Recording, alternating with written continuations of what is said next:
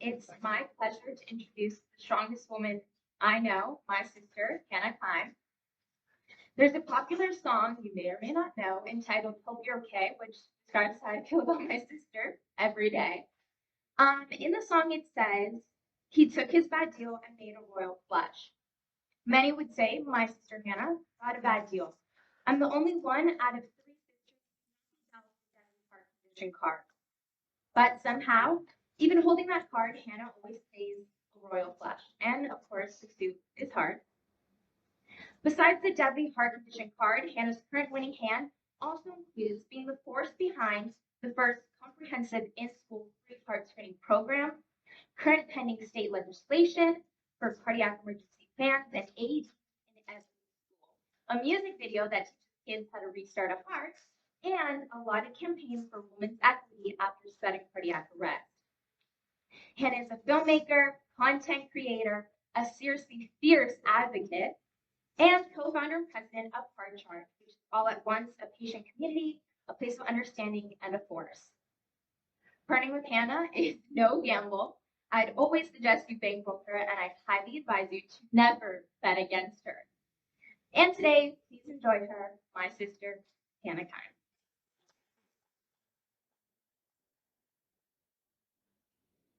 Thank you, Evie. I was 14 when I got my completely unexpected and life-changing diagnosis of hypertrophic cardiomyopathy, or HCM. That fateful first appointment, my doctor said, I don't know how you're not dead. Your heart is too thick. You're done with dancing sports. Take this medication. Well, that's really all I could take in from that appointment. So when I got home and over the initial shock, I went on my computer to search for what life looked like with a young person with HCM. I searched hypertrophic cardiomyopathy, spelling it to the best of my ability, and hashtag HCM, which I could sound out and spell. I did that search 10 years ago, and every young person I found was dead. There was no community. I could only find tragedy. I felt very alone. I felt like a lone survivor on a deserted island. Then, 1 week later, there was one more. Because after I was diagnosed, my family went in to be checked, and my older sister Bethany found out she had HCM as well. We had each other, and we were very grateful, despite the chronic deadly heart condition part. Because of that, a few years later, Bethany and I made Heart Charged. We put up a post and added the hashtag HCM so that other people could find the someone I had been looking for, someone young and living with a heart condition. Almost immediately, Ava found us. We were the only young people she found. We found out that sharing our journey in real life had a real purpose, and we've never looked back. Ava was inspired by our grateful attitude and flaunting of our defibrillators, and she actually made her medical decision based on our Instagram page, and many personal DMs and several long conversations. Ava was petite, thin, and in her early 20s. The doctor said she needed an implantable defibrillator. She said no for many months. She felt she'd be disfigured and ugly. All the doctor's words couldn't convince her. One picture of us did. Once she saw what getting an implantable defibrillator would mean in real life and what being bionic would look like for her, she accepted the life-saving medical treatment. Her overriding concern was what the treatment would mean in her everyday life. Ava is why the stakeholders need to come together for the best patient outcomes. We become friends with many more Avas since then. We connect with these Avas by sharing raw and true facts and emotions that go along with having an invisible disability. I did a post of me crying and talking about how years later, even living with this condition, I still sometimes cry myself to sleep. I needed to do it. And one Heart Church friend responded by saying that post made him feel seen for the first time. Remember, he sees a doctor often, but this time he was seen. Some may say patients should talk to professionals. And I say, I am a professional patient. Doctors, engineers, tech professionals all go to school. Living with my condition has schooled me. And I know things about myself and my community you cannot find in any textbook. As I should respect your expertise, you should respect mine. And as I interact with your world, taking meds, having a device, going to appointments, I invite you to interact with mine. Our community hub is on Instagram at HeartCharged. That's our platform of choice. Our account is rather interesting and our content has rightly been described as eclectic. We definitely get started on topics. Lately, we've been harping on the inequity between women and men getting bystander interventions for sudden cardiac arrest. So, which will explain the hashtag flash the boobs post you'll see. You'll also find that we're thankful, but we're scarred. We're indomitable, but we're fatigued. But the great thing is, you will find what you can't find in the textbooks. You'll find the other piece to the best outcomes for patients puzzle, the in real life piece. Heck, it's almost like we're your full disclosure agreement. Whatever your doctor said, this is what it may truly look like. And speaking of doctors and what it may truly look like, let's talk about my cardiologist who called 16-year-old me and my mom that I needed to tell me that I needed an implantable cardioverter defibrillator. He said my heart had significantly worsened and I met criteria. Yay!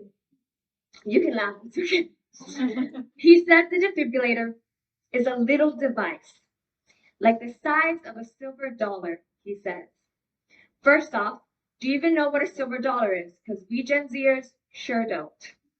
Second, my device is the size of a pack of cards. A silver dollar and a pack of cards are not the same size. So talk about a lack of full disclosure. Almost like the hospital forgot to disclose the full amount of this thing, but that's another story. Anyway, I'm very glad I got my defibrillator. I didn't actually overthink the decision. We just said yes, which worked out great because I got my money's worth within a few months when I went into sudden cardiac arrest in my sleep, and it shocked me back. It saved my life. Now, that's a story that can sell a few devices for you. Medtronic. Thank you. You might think that people will be scared of accepting treatment if they know the full story. But remember Ava? Not knowing the full story kept her from accepting treatment. Knowing the full story with the bulging defibrillators and the scars, that's what got her to accept the treatment. You who design and make and prescribe treatments think saying to a patient, you need this to live, is enough. But patients are asking, and rightfully so, live how? So how about we team up? And your job be to explain me how this will help you live part, and then call us in to do our job, which would be to explain me how you will live with this part. Patients want both parts. Patients deserve both parts. See, you probably think you've invented something that will give patients many more months to live, and that's all they need to hear. I'm telling you that most heart patients want to hear is how they'll end up looking in a bathing suit. And my sister is very glad to show you that. Everyday quality of life, however the patient defines that, is a major factor in their decision making. So send the patients our way and let them decide with the full disclosure. Here's something else about your job, our job. We don't want yours and you do not want ours. We have a general aversion to blood, mathematics, and emotionless dialogue, and we cannot answer questions regarding any of those. You don't want ours because we see questions like these actual examples. If I have a defibrillator, can I touch a dog wearing a shock collar? Is it safe to fly? How can I wear? Can I use a commercial mower? This breastfeeding pump says that I can't use it if I have a defibrillator, but is it safe to use it with my defibrillator? And trust me, if they ask a real medical question, we immediately tell them to ask you. Just saying, you could do the same. Now, we've been asked, and believe, just saying, so we've been asked this question a lot in the middle of the night. Do your lead wires itch? And trust me, we'll answer it in the middle of the night because, hey, I died in my sleep once, so I'm not sleeping anyway. So, and they ask us this. Now, the question is, do you even know the answer to that? Do they want to ask you that? Doubtful, because you'll think they're crazy and they're already worried about that. And the answer is yes, they itch. Speaking of itch and wires, and to complete the patient look today, I'm wearing this heart monitor. And I can tell you the person who invented this did not have to wear it for a month and was definitely not a woman. Sorry. On Hard Charge, there's like a half a dozen of us right now that I know of that are all wearing heart monitors. And we're all comparing notes. How's that for R&D? One place for all answers. It can work for you, it works for us. Here's another time our community came together to answer questions. A new follower DM'd us saying he was waiting for open heart surgery for a leaky valve. He was searching for someone who could tell him the experience of it. We put up a simple story post, and within 24 hours, 60 people responded and connected with him. No HIPAA laws, no wait. Just the in-real info he desperately sought. He didn't have a sister with his condition. We facilitated 60 friends. Other times we post, ask for answers. And sometimes we just feel inspired to share a certain post, and then we sit back and watch with amazement as it reaches the right people at the right time. As I said, I was shocked back to life by my implanted defibrillator. A year later, I was on my high school stage with my friend doing a lip sync contest. The competition was weak, and I'm a performer and had been on that stage dozens of times, so no need to be heart-pounding nervous. I thought the performance went well, except my friend had hit me really hard in the chest twice.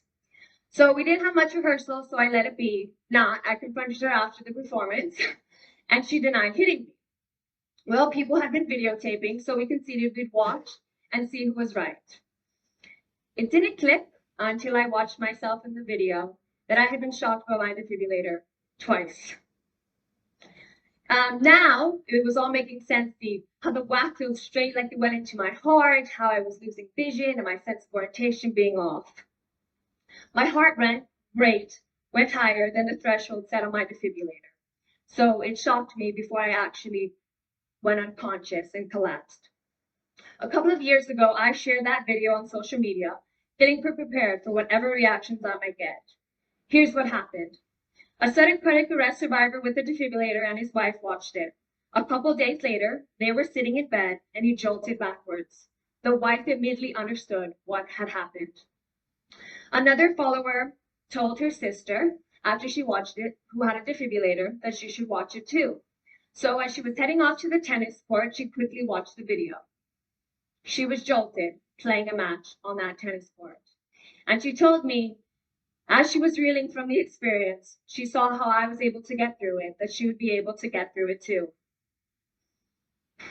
The another person I showed was my doctor. And even though she's a doctor over with people with devices, she had never seen that. In fact, the whole office wanted to see it, including the patients in the waiting room I was waiting with. So, if you or your patient or client want to know what getting shocked feels like, ask a patient or head to their Instagram page for a video. In an interview with myself that I posted, I describe it as someone hitting a home run hit with a sledgehammer right into your chest. So you can just sit on that. Just last week, several people were asking me what it feels like. One was a mother whose daughter was told she would have an implanted defibrillator, and the mother just wanted to know what it would be like if she ever got shocked. I told her the mom from my real-life experience. I got to help the mother's heart while the doctor helped the daughter's. Disclaimer, thousands of people have watched this video without being jolted, so don't worry. If you go to our Instagram page, it's actually one of our pinned posts, and you can watch it. It's under a minute. So, as science progresses to make healing better, we have to consider the non-scientific parts of healing. the connection and understanding parts, the patient-to-patient support. Patients deserve answers doctors and companies can't give them and often feel the need to have them so they can make fully informed decisions. They need places like Hard Charged. We are a vital tool for better outcomes. Patients need Hard Charged because sometimes we don't believe you, and with good reason. Please reference your ICD will be the size of a silver dollar remark my doctor made. Patients need Hard Charge because you're not one of us, because usually you aren't. Do you know what being on the other side of dying does to your mental health?